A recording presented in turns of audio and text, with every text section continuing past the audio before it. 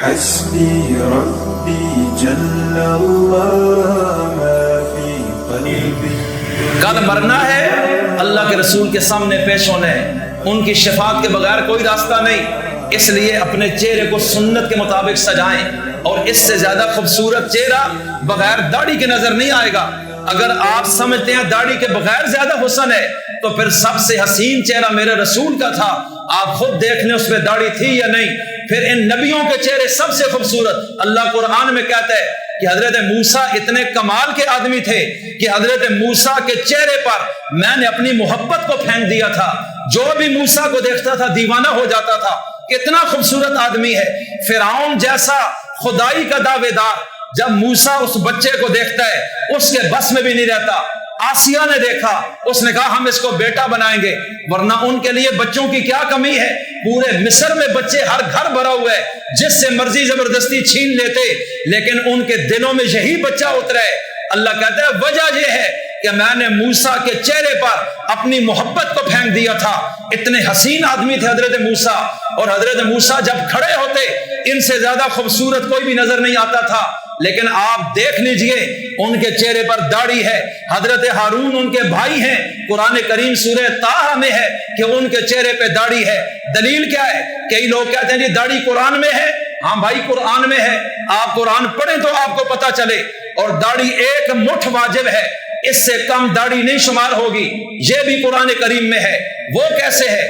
قرآن کریم بتا رہے سورہ طٰہٰ میں کہ حضرت موسیٰ جب کوہ طور پر گئے، 40 دن کا اعتکاف کیا، اللہ نے تورات عطا کی، اس دوران اپنے بڑے بھائی حضرت ہارون کو پیچھے چھوڑا کہ اس قوم کی نگرانی کرنا، اس لیے کہ یہ بڑی مشکل سے شرک سے نکلیں اور ابھی اللہ کے دین کے آگے جھکے ہیں، یہ نہ ہو کہ میں چلا جاؤں اور شیطان ان کو گمراہ کر دے، لہٰذا آپ میرے پیچھے ان پہ نظر رکھنا، ان کو واعظ و نصیحت کرتے رہنا۔ اور وہ بھی اللہ کے پیغمبر تھے، حضرت موسیٰ صاحب شریعت ہیں یعنی رسول بھی ہیں، حضرت ہارون رسول نہیں ہیں نبی ہیں، یعنی حضرت موسیٰ کی شریعت کے تابع ہیں۔ حضرت موسیٰ جب واپس آئے انہوں نے دیکھا کہ قوم کا بہت بڑا حصہ ایک گائے کے بچڑے کے آگے سجدہ کر رہے، کوئی نظر مان رہے، کوئی معافیاں مانگ رہے، کوئی سجدے میں ہے، کوئی چڑھاوا چڑھا رہے۔ انہوں نے دیکھا تو ان کے تو اوثان خطا ہو گئے کہ ساری قوم ایک اللہ کے آگے جھک رہی تھی، اور 40 دن میں اتنا بڑا انقلاب کہ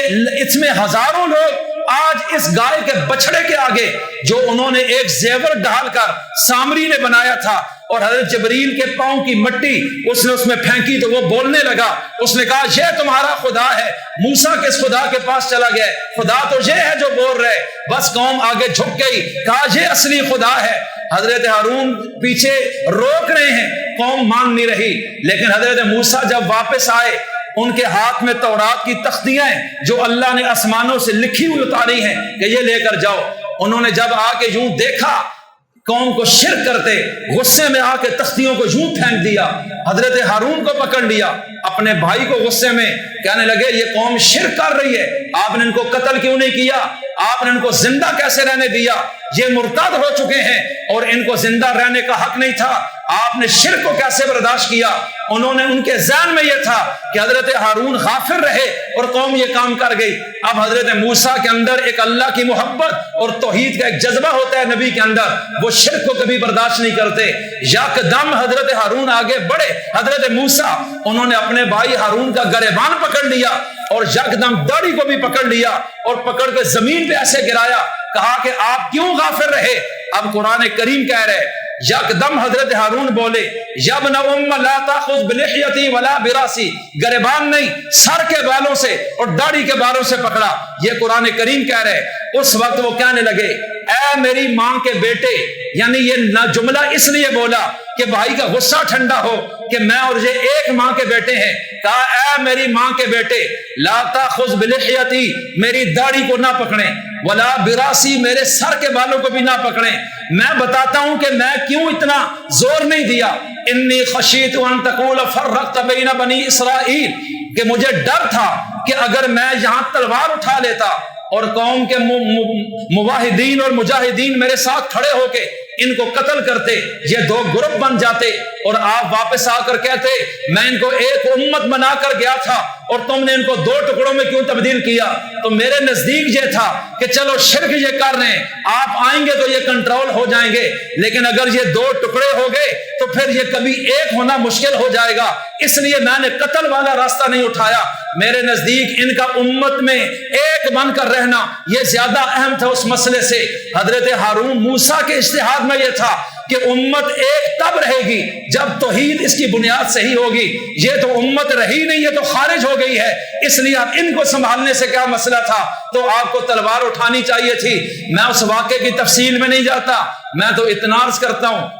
یہ قرآن بتا رہا ہے کہ حضرت ہارون نبی ہیں اور ان کی داڑھی ہے، اور موسیٰ نے اپنی مٹھی میں پکڑا تو داڑھی اتنی تھی جو مٹھ میں آئی ہے، اگر اتنی ہو تو مٹھ میں کیسے آئی ہے؟ یہ اللہ کا قرآن بتا رہا ہے۔ پھر نبی کی زندگی، صحابہ کی زندگیاں، اس لیے آج اتنا عرض کرتا ہوں کہ ہمیں ظاہر سے لے کے باطن تک اپنے آپ کو مسلمان بنانا ہوگا، تب جا کر کامیابی ہے۔